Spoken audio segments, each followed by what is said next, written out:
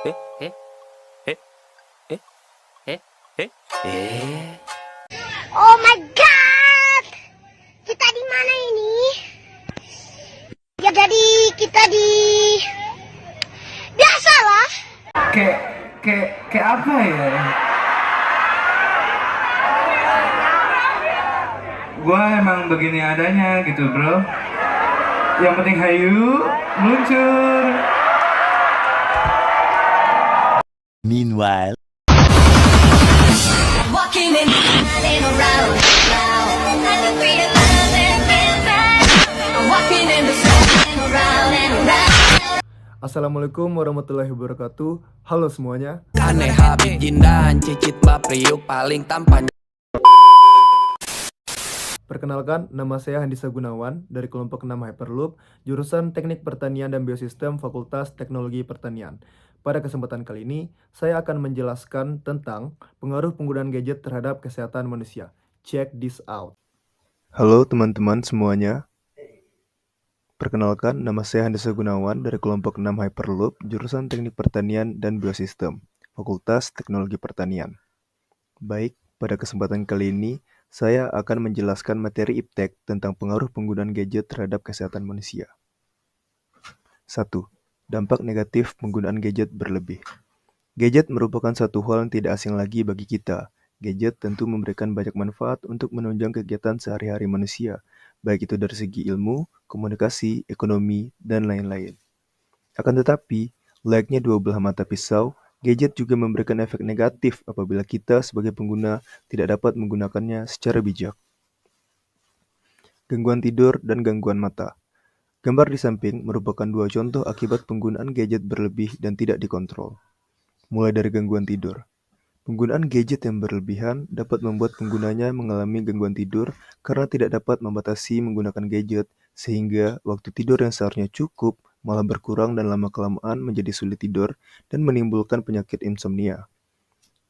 Lalu yang kedua, gangguan mata. Penggunaan gadget berlebihan membuat pengguna mengalami gangguan pada mata karena pengguna melihat layar gadget lebih banyak dari biasanya, sehingga membuat mata menerima lebih banyak cahaya UV dari gadget, sehingga akhirnya mengalami gangguan mata, mulai dari rabun, cacat mata, bahkan dengan kebutaan. Efek negatif lainnya yang ditimbulkan ialah kecanduan. Kenapa pengguna gadget berlebihan membuat kecanduan? Karena pengguna merasa ingin melihat terus-menerus layar gadgetnya, sehingga banyak efek negatif yang ditimbulkan. Kedua, gangguan pada otak.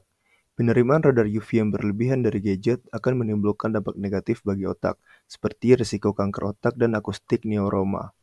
Atau bisa kita katakan dengan gejala timbulnya kanker. Lalu yang ketiga, obesitas. Penggunaan gadget yang berlebihan membuat para pengguna menjadi jarang bergerak dan tidak dapat memperhatikan pola makan. Lalu yang keempat, kurang interaksi sosial. Penggunaan gadget berlebihan membuat para pengguna menjadi hanya fokus ke layar gadget kapan saja dan di mana saja, sehingga menjadi kurang berinteraksi sosial. 2. Faktor-faktor. 1. Pemalu. Para pecandu gadget biasanya adalah orang-orang yang kurang bisa berinteraksi sosial, sehingga mereka merasa lebih nyaman dan merasa cukup hanya dengan gadget saja. 2. Tidak bisa mengontrol diri. Faktor kedua adalah seseorang yang tidak bisa mengontrol diri dan membatasi penggunaan gadget sehingga menjadi kecanduan dan mendapatkan efek-efek negatif tadi. 3. Kurang perhatian orang tua. Biasanya, orang yang terlalu sibuk dengan gadget dimulai dari kurangnya rasa perhatian dari orang tua, sehingga seorang tersebut hanya fokus kepada gadgetnya saja. 4. Kebiasaan dari kecil. Dibiasakan dari kecil juga merupakan salah satu faktor yang membuat para pengguna gadget menjadi kecanduan sehingga tidak bisa lepas dari gadget itu sendiri. Lalu apa solusi penanganan agar tidak menerima efek-efek negatif yang ditimbulkan dari penggunaan gadget berlebihan tadi? 1. Perbanyak ibadah. Dengan memperbanyak ibadah, tentu kita sebagai para pengguna gadget yang berlebihan tidak hanya terlalu fokus kepada gadget. Lalu yang kedua, perbanyak waktu dengan keluarga. Dengan banyak menghabiskan waktu dengan keluarga, kita tidak akan terlalu fokus dengan gadget, karena berinteraksi dengan anggota keluarga maupun dengan lingkungan.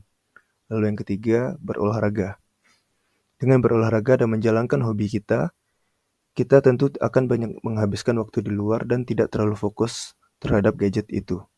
Lalu yang keempat, belajar skill-skill baru.